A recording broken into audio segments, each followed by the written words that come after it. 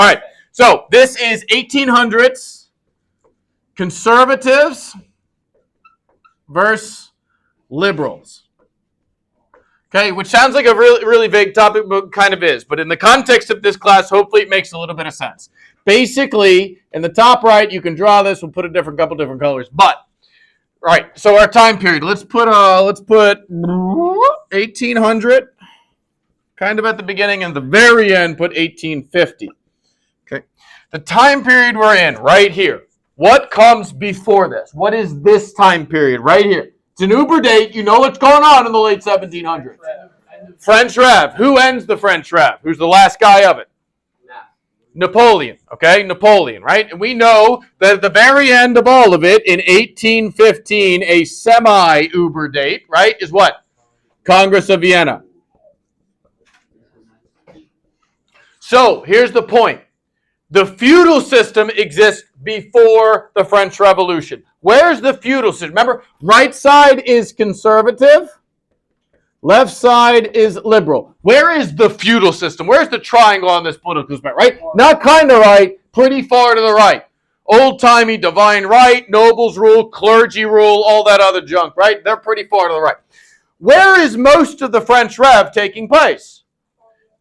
French Rev is real over here. The moderate left and the far left, right? The moderate lefts want a limited monarchy where a king still rules, but he has a constitution. The radicals are like, no, de-Christianized, no king, all this other junk. Napoleon is somewhere over here too, right? So France shifts over here. And since the ultimate goal of Napoleon when he conquers all of Europe is to do what? Is not to make one giant France. Spread revolutionary ideals, right? He wants to spread these Enlightenment ideals of democracy and elections and meritocracy, okay? So all of Europe is kind of over here. Well, in 1814 and then 1815, Napoleon's done and gone. So the Congress of Vienna represents a swingy backy to conservatism. What's significant here is if they were smart, where would they go on the political spectrum? They'd go moderate right. If they went right here, if we had like kings with constitutions, if the clergy still had some power, but not like all the power, like we would have stuck there for a while. But they don't. They go way too far, almost all the way back to feudalism, which means at the very end of this timeline, what's going to happen? A swingy backy, okay? So it's actually a semi, I only mentioned it much, but 1848. Put liberal revolutions. In 1848, there is a series of uprising against the all-powerful kings, against the clergy, against the nobility, right? It happens in France, in Prussia, in Austria-Hungary, in Russia, everywhere, okay? So we're headed there because it is so. To start out, let's look, our things. What are the eras that come before this? We just said the French Rev. We could also say the Enlightenment. We could say a dozen different things. What eras come after this? Well, we're getting into a period of... So what's going on in this time period, though? The biggest change for European society for the 1600s into the 1700s was what? Agricultural revolution leading to urbanization. Well, now we live in cities. What's going on in the early to mid-1800s? This is the Industrial Revolution. Everybody lives downtown. They work in factories. Their life sucks. Remember, 1851 is the great exhibition of the works of industry of all nations. So that this is industrial. So write that in our cluster box because that plays a factor. Industrial revolution, to put our minds right. The other thing we're going to put in our cluster box that explains basically what we're talking about is, you thought I was done, but I'm not. Inside the box, draw a little triangle, okay? Now what we're doing, though, is we're highlighting that it's not the triangle anymore. When we get into the Industrial Revolution and everybody is urbanized and everybody lived downtown, it's not about nobles and clergy and kings and peasants. What we instead now, if we've gone into a class struggle. I'm going to tell you in this timeline about a guy who talks about the parasites and the doers. And you don't remember that guy's name, and it's okay if you forget it forever, because coming up very early in the next paragraph, who's coming up right here in the mid-1800s? Karl Marx and communism, right? That's what we're headed towards because industrial rev society sucks so much. So we have now it's about a class struggle, industrial rev, all this other junk. All right. So over here, basically 4 boxes on the bottom. The last one a little bigger than the other 3. So first box right here, let's put conservatives. Now, to be clear, they're not just going back to the conservative side of the political spectrum. They'll actually use an important term. It's a key concept term, and you'll understand it. They call it traditional conservatism.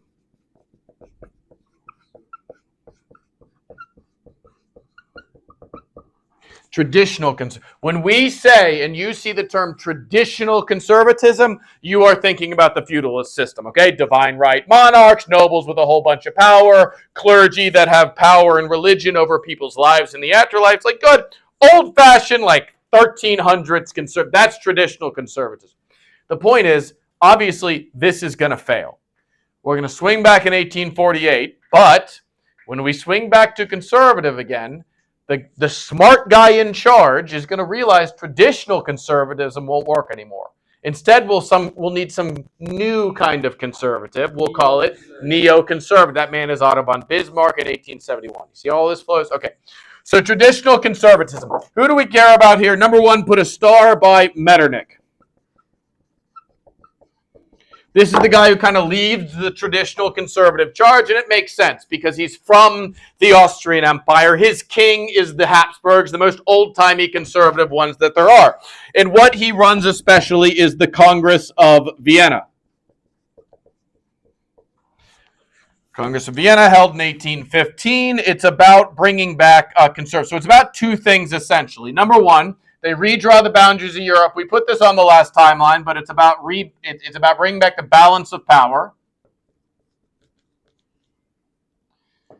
But the other point that's significant, okay, is they don't just want to go back to the conservative spectrum. They want to go all the way back, and they want to squash the liberals.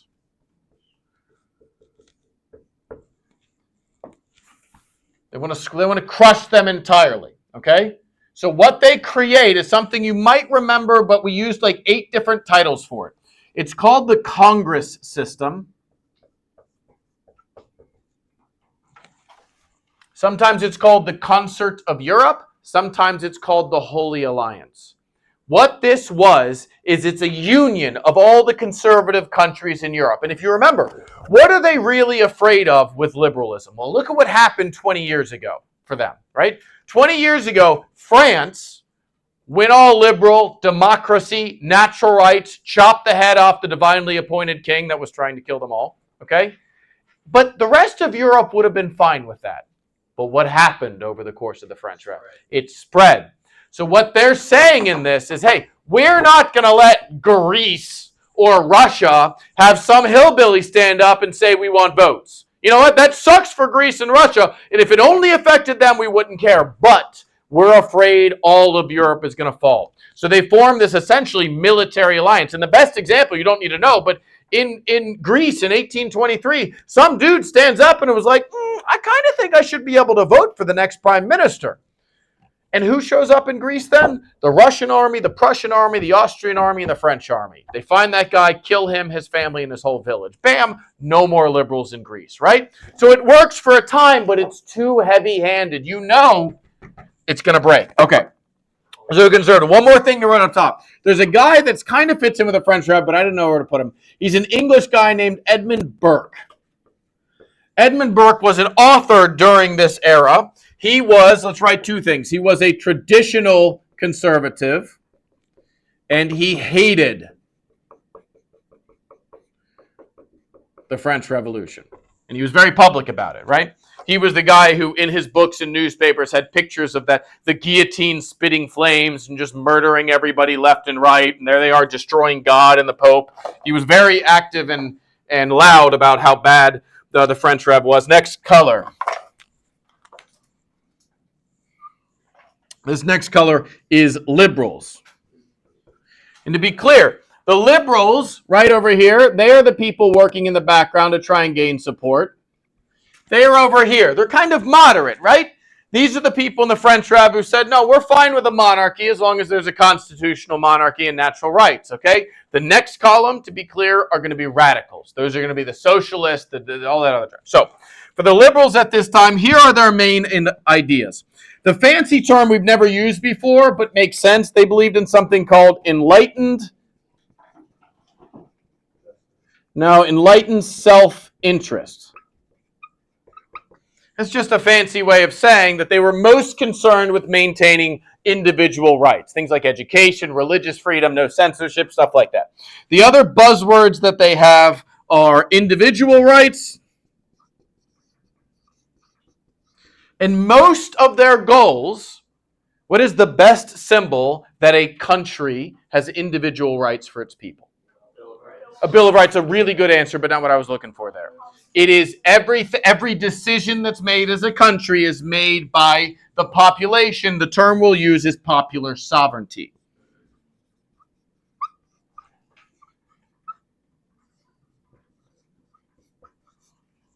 And there's a couple people up here talking. So just draw a little line. There's not too much above.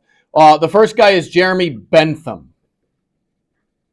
And this is a sign that, again, liberalism has somewhat evolved in this era. Okay? It's not all about voting rights. He goes a little farther, right? So not only should we protect the natural rights of individuals, but he believed in something called utilitarianism. And what utilitarianism says is essentially not only should we be worried about making sure all individuals have rights and freedom, but the ultimate goal is to have, does anybody remember what it's called? The greatest good for the greatest number of people.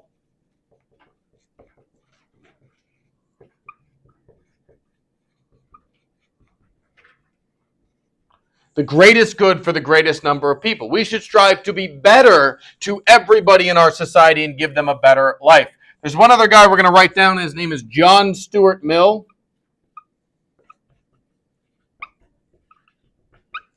John Stuart Mill believed in all of this. He talked about freedom of the individual. If you just know he's a liberal in this area, then you're going to be all right. There's one other big thing over here.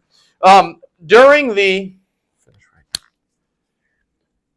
Napoleonic Wars, right, 1800 to 1815, Napoleon was so powerful in the continent of Europe that he actually blockaded all of continental Europe.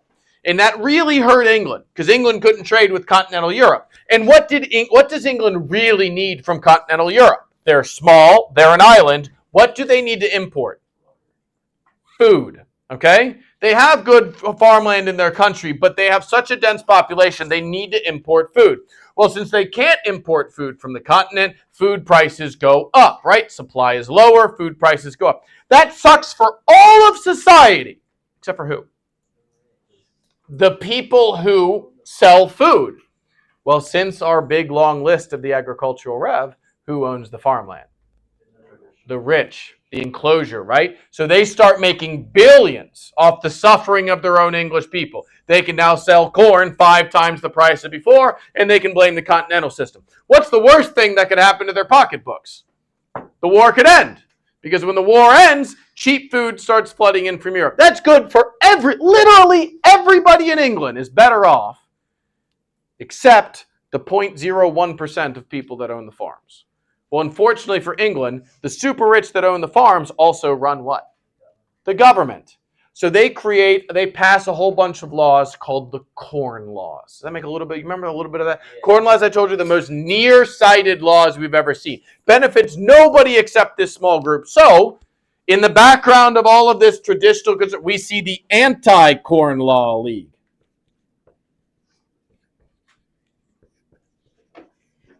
This might shock you to know they were against the Corn Laws. Now, England is one of the only countries that doesn't go through a violent revolution in 1848. Why? Because they're not over here.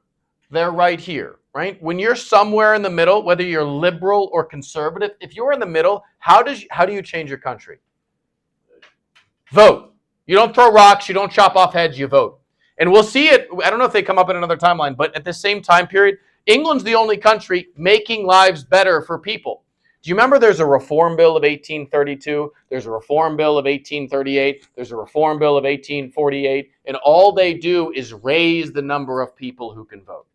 You used to have to own an acre Be a man and own an acre of land, then be a man and own a half acre of land, and then just be a man and own any property. You're a little away from women's rights, but we're expanding the right to vote. It's the same era. Do you guys remember the 10 Hours Act, the Mines Act, all that other junk, right? They're the only ones doing this. So that's the next one. Next color, if you want, is the radicals.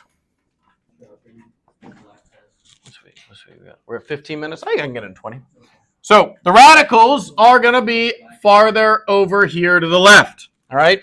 We're going to start to see towards the end of have social. So what we have here, the radicals didn't just want more and more voting rights. They wanted complete voting rights, which is universal manhood suffrage.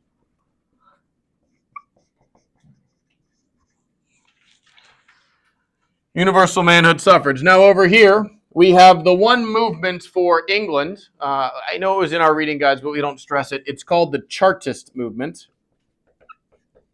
And they were voting rights. They were universal manhood suffrage. They are the ones who helped push forward these new voting bills and get them passed. But the more famous ones for the radicals is the socialists. The socialists in general believed in what they call it, the more even distribution of wealth.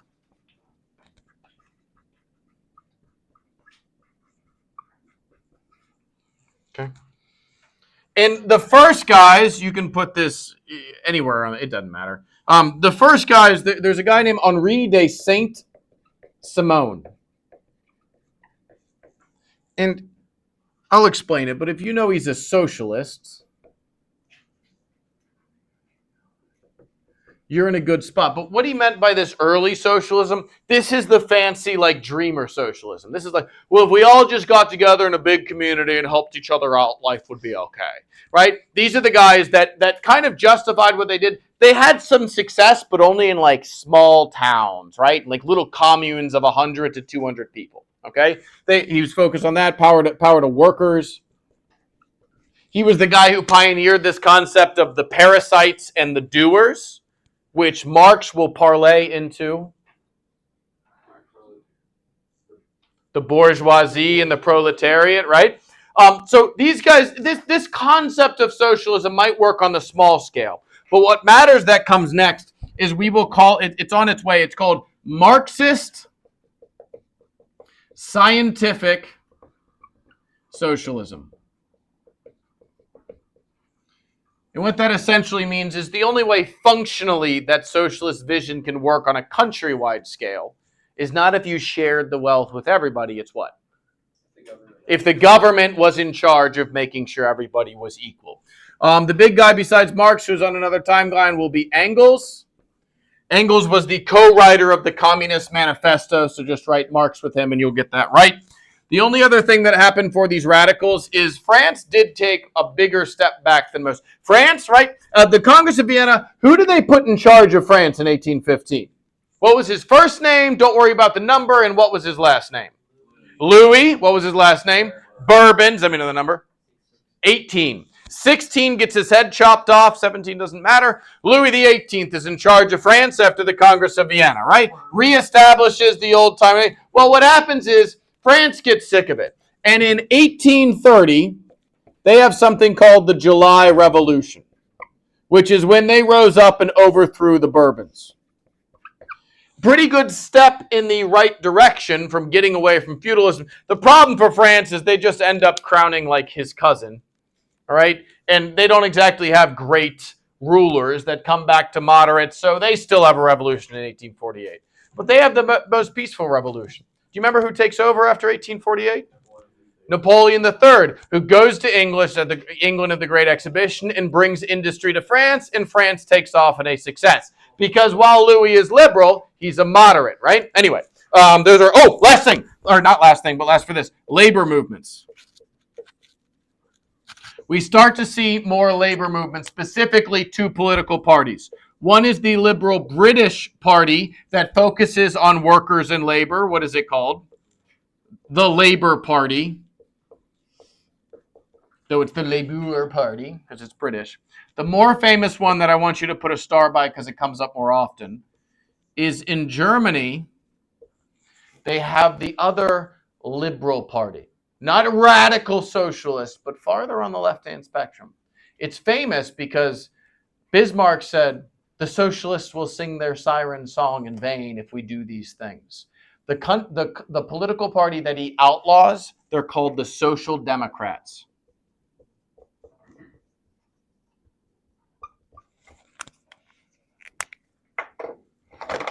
Last color. On this right side, if we're talking about the era of industrialization, if we're talking about the area where everybody lives indoors and everybody is miserable, also the Enlightenment came before this. Overall, the Enlightenment was the age of reason, of cold hard facts. That's not really what makes people human. As a revolt against the miserable industry and the sad, cold reason, we have what artistic movement? Romanticism. The Romantic era. Besides Renaissance art, the Romantic era is the #1 art movement on the AP test, okay? Now, what it is it's the end, it's the downfall. We are done with flat reason. And we're done with an art movement that isn't a key concept. It's only a key concept because we move on from it. Before Romanticism, we had this period where we went back to like Greek and Roman art and architecture again. That was called, so we're done with neoclassicalism.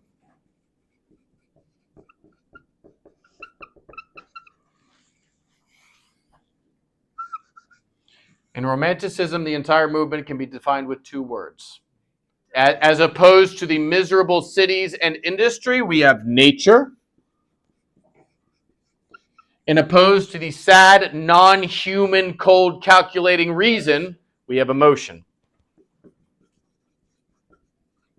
We're going to list several artists because a lot of them are listed but only one work. But the point is, do you remember when we looked at Romantic art, we would look at like Turner Seascapes where it has big black cloud in the distance. It's got a ship going through the waves. But what made it romantic and emotional was a couple people drowning at the bottom, right? So those artists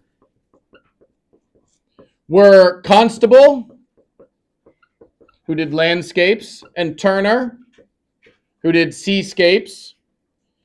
But the most famous of all is a French guy named Eugene Delacroix. Delacroix is the guy who painted the portrait of Napoleon, right? The one, how can a portrait be romantic and emotional? It's the one where he's rearing back on the horse, the cape's behind him, and if you remember in that moment, he's crossing the Alps, right, to invade Italy, the only guy to do it since Hannibal in the Roman times. But Delacroix's most famous works, let me remember it, Liberty Leading the People. Write it. Lady Liberty the People has the woman that will become the basis for the Statue of Liberty. She's walking across bodies. She has bourgeoisie, workers, children behind her leading revolution. Who are the writers? Were really big during there's 3 of them that we care about. One, the most famous one that made the most famous work that's easiest to do. The most famous work is The Hunchback of Notre Dame, that novel written by Victor Hugo. Right, the idea that we have this super ugly human being that falls dramatically in love and then she dies and then he dies, all this other junk. The other most famous story from the Romantic era is Frankenstein by Mary Shelley. Frankenstein isn't really a monster. He's a sad, innocent newborn that everybody is afraid of and he's scared himself. And then finally, the stupid poet that I hope you never have to know, Wordsworth. I don't know if he's stupid, but he's a poet, so probably. Thank you. And the last group is composers. Composers just say Chopin, Wagner, but the most famous one that comes up is who? Swan Lake, Overture of 1812, Tchaikovsky. Thank you for your time, guys. That's the whole timeline. We did it in 23 minutes. I was close.